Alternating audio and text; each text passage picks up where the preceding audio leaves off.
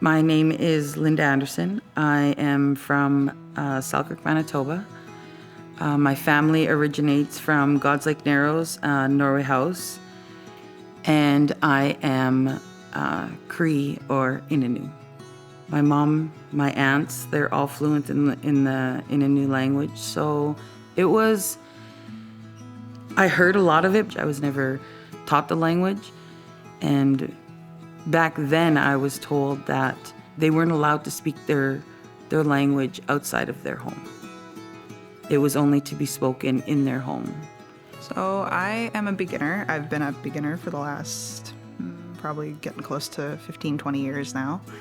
And I first acquired my language just by hearing simple commands around the house. I come from a family that are non-speakers for the most part, and we would hold on to little words here and there. So commands like awas, astam, go away, come here,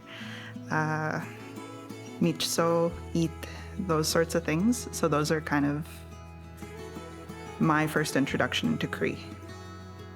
So my language group is Ojibwe, also known as Anishinaabe. Some people call it Soto.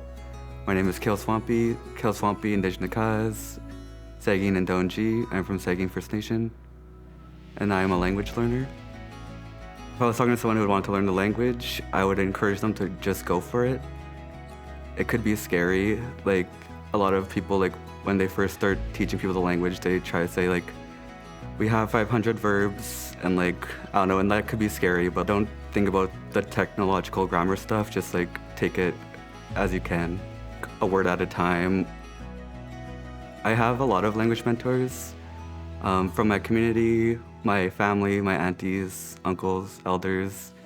And then I also went to university for the language, so there's all my professors from U of W, and then all the grassroots language teachers, and then ILM, MICC. We have a awesome network of speakers that I look up to. I started off teaching Cree in 1969, and I was teaching to high school students that were fluent in the Cree language.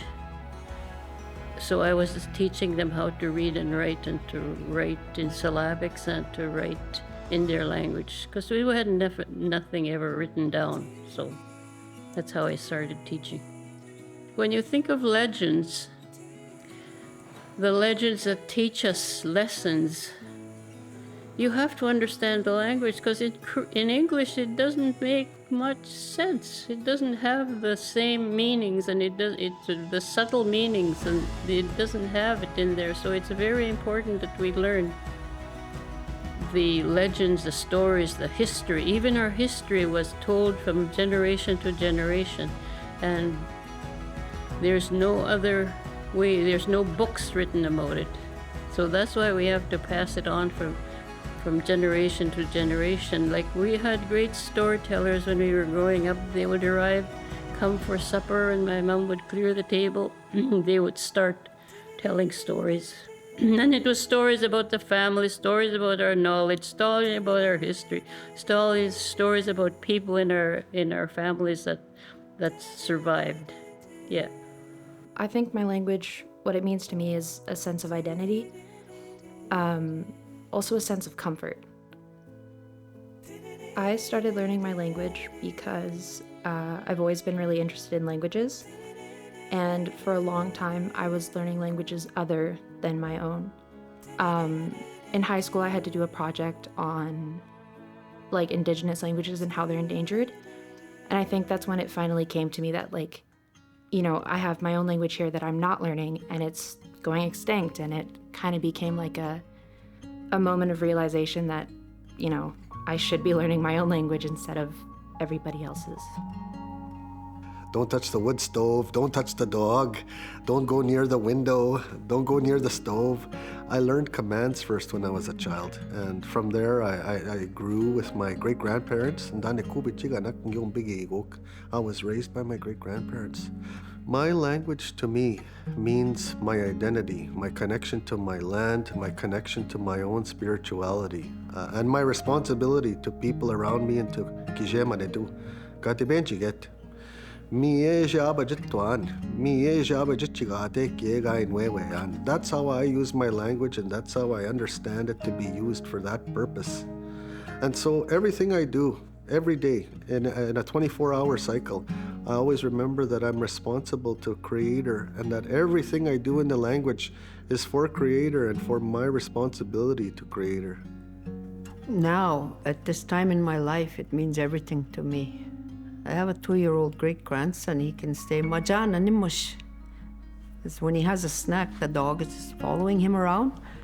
So I've taught him to say, Majan animush. Go away, dog. It's so cute. It's who I am as a person. My language, I feel, makes me stronger as an Indigenous person. When those words come out of a little child, our language is so, oh, you wouldn't believe the feeling I get when I hear him say the words. It's everything. It's who we are. It's the foundation of who we are as a people. Everything that we need to survive in this world is in our language. For those people who are fluent in our language and actually think in our language, they're able to make use of a lot of those things. So our coping mechanisms, our counseling systems, our connection with our natural surroundings, everything that we need to survive is in our language.